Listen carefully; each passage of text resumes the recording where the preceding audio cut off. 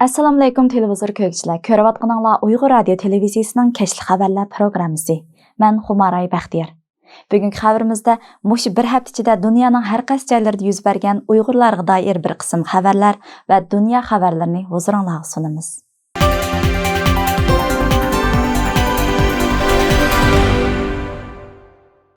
15 iyundan 16 iyungacha Germaniyaning Myunxen shahrida Yevropa Sharq Turkiston birligining sohibxonligida Uyg'ur erkinlik lo'nqisini talashish musobaqasi o'tkazildi. Bu qitimliq musobaqaga Germaniya, Belgiya, Fransiya, Shvetsiya, Gollandiya, Norvegiya qatorliq 6 davlatdan kelgan Uyg'ur komandalari qatnashdi. Musobaqaning tunji kuni musobaqa tartibi bo'yicha har qaysi davlatlardan kelgan komandalar o'z tavalligi bo'yicha paraddan o'tishdi. Paraddan o'tganlarning orasida Dunyo Uyg'ur qurultayining raisi Dolqun Aysa apandim va Uyg'ur milliy kiyimlarimizni kiyishib mengishgan Germaniyadagi ana til maktabining o'quvchilarimi bor edi. Sharq Turkiston davlat marshimiz o'rindalgandan keyin Yevropa Sharq Turkiston birligining raisi Asqarjon apandim echilish so'zi qildi hamda mukofot summasini e'lon qildi. Bu navbatdagi Uyg'ur erkinlik lo'nqisining chempioni Shvetsiya komandasi bo'ldi. Musobaqada o'z mahoratini namoyon qilib, maydon ahlini hayratga qoldirgan Shvetsiya komandasining treneri Ilyasjon Dolqun Aysa apandimdan bu qitimliq oltin medal bilan 1000 yevroni topshirib oldi.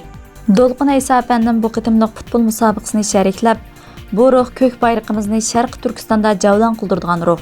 Mush ruh bo'lgan muddatda Xitoy kommunistik hokimiyatining Sharq Turkiston xalqini yo'q qilish, Uyg'urlarning ruhini so'ndirish, bizni yo'q qilish uchun elib berayotgan harakatlarning hech bir ahamiyati qolmaydi.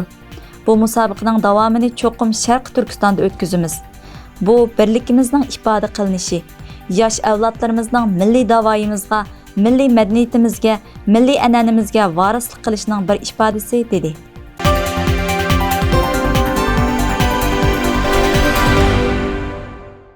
Vatanimiz Sharq Turkistondan har kuni bir fojia, har kuni bir musibat xabarlar elyapmiz. Bu xabarlar yorlarimizga tuz chechib, qalblarimizni tilg'isimi, yana oldimiz qarab, umid bilan yashamoqdamiz. Terbiyelashgach 5 kundan chiqayotgan 6-4 soat 5 bilan. Shuna kechqurunda. Bir necha kunning oldida ijtimoiy taratqulardagi maxfiy material ekanligi qayd qilingan bir ovozliq suhbatda Qizim 2018-yil 6-oyning 4-kuni kechqurun tashqi ishlar bo'limidan tarbiyalashga chaqirdi deb chiqib ketgandan keyin 6-oyning 9-kuni soqchilar va mahalla komitetidagilar meni doktorxonaga olib bordi. Doktorxonaga kelganimda bir muncha odamlar meni oraga olib baqirmaslikqa ma'qul degizgandan keyin qizimning qornini yordiganligini aytishdi. Men nima bo'lganligini bilolmay qo'shilmasam, bir qog'ozga majbur qo'limni bostirdi. Va jidal chiqarmasam qizimning o'ligini qo'limga berdiganligini aytishdi. degan ochiq yurakni izlagan bir onaning hasratli noli faryodi yuraklarimizni tilg'idi. Egalishimizcha, Qashqar Xuan Sayat shirkatining muavin direktori va sayat yetakchisi 34 yoshli Aytursun Elining 2018-yil 6-oyning 5-kuni atalmış tarbiyalashga elib ketilib, 5 kundan keyin 2 nafar saqchi Aytursunning oilasi kelib, g'avg'o chiqarmasa, doktorxonaga olib qizini ko'rsatilganligini aytgan. Ammo uning jon uzib bo'lganligini bayon qilishmagan.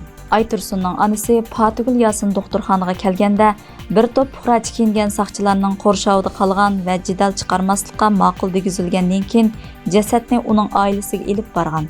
Ammo jasad oilasida faqat 1 soatcha turg'izilgandan keyin saqchilar meyit egalari va qo'shnilarni uyga solab qo'yib, cheklik sondagi kadrlar bilan meyitni zaratkorlik olib ketgan. Ana qizning yuzidan boshqa qismini ko'rishga muvaffaq bo'la olmagan.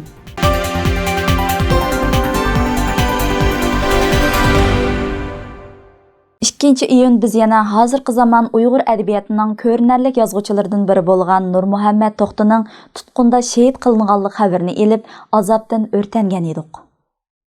Asarlar bilan elning yig'isiga yig'lab, kulkisiga kulgan bu suyumli kishimiz shahid bo'lishdan 70 kun burun so'raydigan gap bor degan bano bilan saqchiga elib ketilgan.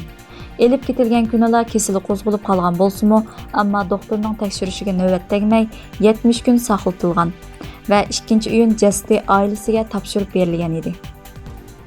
21-iyun Anqara G'azi Universiteti İstanbuldagi Fatih jamiyati qatorliq joylarda marhum shahidimiz Nurmuhammad To'xtining g'oyibona jinoza namozi o'qilib, Sharq Turkistonda yillardan beri ilib berilayotgan planliq assimilyatsiya va qirg'inchiliklar ta'kidlanib, buningga har kimning diqqat qilish kerakligi bayon qilindi. Texmo ko'p o'limlarning shohidi bo'lib, hasratda yashamasligimiz, lagerlardagilar va qamoqdagilarni qutqizish uchun qo'limizdan nima kelsa, shuni qilishimiz lozim.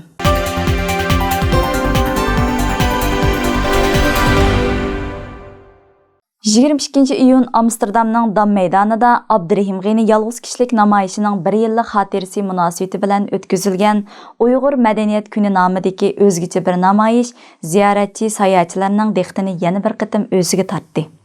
Maydonga rəbtlik tikilgan chidirlar va ko'ngil qo'yib tayyorlangan lozung rasmlar vatandagi har turli zulm, mustabidlik, irqiy qirg'inchilik, madaniyat qirg'inchiliklarini aks ettirsa, hozirlangan kitoblar, yemekliklar, san'at buyumlari Uyg'ur madaniyatini namoyon qilib, duttar, tambur, dab qatorliq chalg'u asboblarimizdan chiqayotgan mo'ngluq kuylar ziyoratchilarga boshqacha zo'q beg'ishlaydi.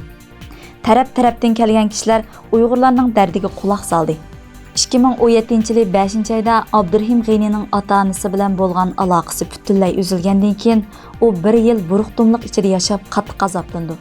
Keyin uydan 50 kilometr yiroqlikdagi Amsterdam maydoni va Gollandiya parlamenti oldida yolg'iz kishilik namoyish qilish irodasi kelib, bu uzun muddatlik musobaqa qadam tashlaydi. So'g'uq qish, pijg'irim issiqlar, besiq yo'llar va qatnash qistonchiliklari, qizg'inligiga sepilgan so'g'uq suvlar va top ta'nilar Abdurahim G'anining bu izchilligini sustlashtirib olmadi. Aksincha, uning irodasini texnik kuchlantirib, Abdurahim G'ani dastlabki o'z ota-onasining davosini anglitishdan, lagerga so'langan butun ota-onalarning butun mustamlika Sharq Turkistonning ozodlik davosiga atlandi. 1 yil ichida ko'plagan kishilarmi xolis yordamlarda bo'ldi. Abdurahim G'aniga bu yolg'iz kishilik kemisini cho'lda haydab mangandek tas tuyulsa-mu, hech bo'shashmasdan olg'a ilgirlab mangdi. Yolg'iz kishilik namoyishining 1 yillik xotir kunini yangicha bir qiyofat bilan jonlantirib, Dam maydonidagi kurmanglagan sayohatchilarning diqqatini tortgan Abdurahim G'ani bugun dastlab o'zining 1 yillik yolg'iz kishilik namoyishini qisqagina xuloslagandan keyin, buningdan keyinmi yana davomlashtirib mangdiganligini, yangi usullar bilan dunyoning diqqatini tortishga tirishadiganligini bildirdi. 2018 6-oyning 23 kunidan boshlab Gollandiya parlamentining oldi shundaqla har shanba Amsterdam Dam maydonida izchil qilayotgan namoyishimniki saq 1 yoshga to'lgan kuni. Bu faoliyatini davomli izchil davomlashtirish uchun bugun yana bir bayon xarakterlik namoyishim davomlashtirganimga bir signal berdim. Bu qitimliq namoyishni qo'llash Abdurahim G'anini taqdirlash yuzidan kelgan ma'naviy onamiz Rabiya Qodir xonim vatanimizda bo'layotgan zulmlar uchun bizlardan minglagan, yüzmalagan Abdurahim G'anilarning chiqishi kerakligini, Abdurahim G'anining Uyg'urlardan chiqqan qahramon ekanligini aytdi.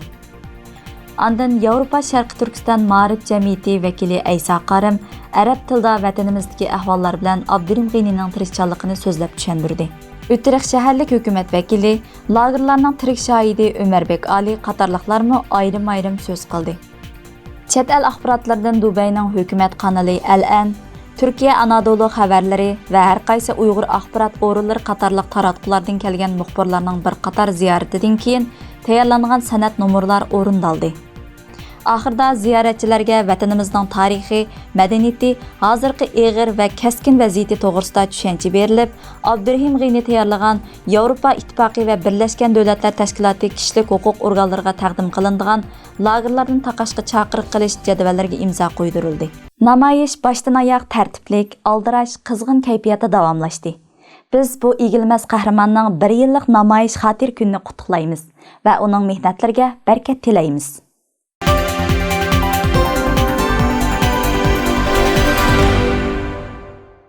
2019 yillik Balkan rayonidagi millatlarning yemak-ichmak, kiyim-kechak madaniyati ko'rgazmasi 20 iyundan 21 iyungacha Germaniyaning Mannheim shahrida o'tkazildi.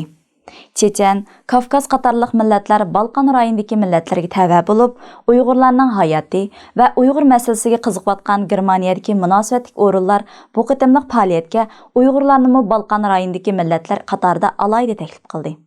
İki gün jarayonida har qaysi millatlar Manxaymdagi faoliyat o'tkazilayotgan maydonga yemak-ichmak, kiyim-kechak, qo'l hunar san'at buyumlari qatorliq o'z madaniyati va urf-odatiga oid buyumlarni akilib, ko'rgazma qilish, setish faoliyati ilib bordi.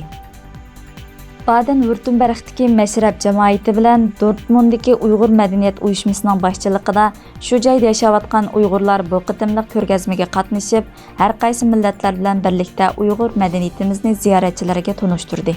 Chidirg'a chiroyliqini esilgan ay yulduzliq ko'k bayroq bilan Sharq Turkiston xaritasi alayda ko'zga tashlanib, ziyorat qiluvchilarning diqqatini o'ziga tortsa, milliy madaniyatimizning namoyandasi bo'lgan kiyim-kechaklarimiz, qo'l hunar san'at buyumlarimiz ularning qiziqishini qo'zg'adi. Xonim-qizlarimiz tayyorlagan har xil Uyg'ur taomlari, sangza, pechini pirani qatorliq tatliq turimlar, naq maydonda pishirilayotgan polo kavoblarni bo'lsa, xaridorlar tetishib ko'rgandan keyin og'zi-og'ziga tegmay maqtashdi. Ziyorat ham tijoratni asosiy maqsad qilgan bu qitimliq ko'rgazmada Uyg'urlar bir tarafdan Sharq Turkiston vaziyatini tunishtirdi, ham bir tarafdan akelgan yemak-ichmaklarni setib, qo'sh unum yaratdi. Egalishimizcha bu qitimliq faoliyatdan yig'ilgan iqtisod mashrab jamoati qurgan fondga topshirilib, iqtisodiy jihatda yordamga muhtoj bo'lganlarga ishlatildi ekan.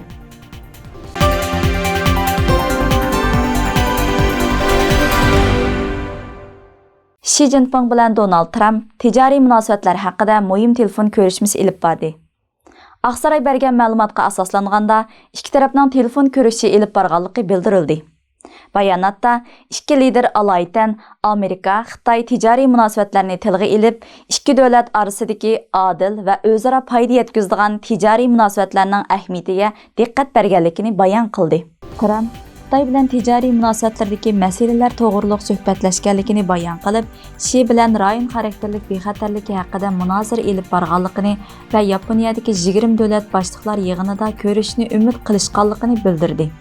İki davlat orasida davomlashayotgan tijoriy jiddilik bir-biriga ilib kelgan tamojna bizi bilan tijorat urushi andisini oshirgan bo'lib, Amerikaning Xitoy bilan oldingi oyning oxirida ilib borgan oxirgi muzokarasi yaxshilanish aklalmagan edi. Xitoy axborotlari bu qitimliq telefon ko'rishi haqidagi tafsilotlarni e'lon qilganda, Amerika Xitoy tijoriy munosabatlarining ikkala tarafga ziyon elib kelganligini bildirish bilan birga, Xi Jinpingning 20 davlat boshliqlar yig'inida ko'rishganda, Amerikaning Xitoy korxonalariga adil muomala qilinish umidini o'ttirib qo'yganligini bayon qilishdi. Xitoy tashqi ishlar bayonotchisi Lu Kang muxbirlarning savollariga javob berganda, Amerika prezidenti Trump Xi Jinping bilan 20 davlat boshliqlar yig'inida ko'rishni talab qildi. Xi Jinping Trumpning taklifiga qo'shildi dedi. Bu xabar tarqalgandan keyin Xitoy axborot vositalari orqa-orqadan Trump savdo urushida qo'rqib bizni suhbatga chaqirdi deb jar solishdi.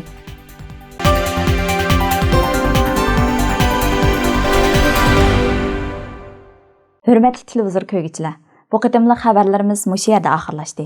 Ko'ngil qo'yib ko'rganingizga rahmat. Kelar qitimli xabarlarimiz ko'rishaylik. Xayr xo'sh.